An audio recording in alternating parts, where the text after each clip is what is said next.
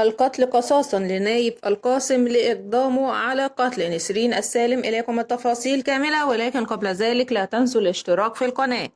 نفذت وزارة الداخلية اليوم الثلاثاء حكم القتل قصاصا في نايف بن عبد الله بن محمد القاسم سعودي الجنسية لإقدامه على قتل نسرين بنت علي السالم سعودية الجنسية، وذلك بإطلاق النار عليها مما أدى إلى وفاتها. وتمكنت الجهات الأمنية من القبض على الجاني المذكور، وأسفر التحقيق معه على توجيه الاتهام إليه بارتكاب الجريمة وبإحالته إلى المحكمة المختصة، حيث صدر بحقه حكم يجدي بثبوت ما نسب إليه وقتله قصاصا، وأصبح الحكم نهائيا بعد استئنافه ثم تأييده من المحكمة العليا.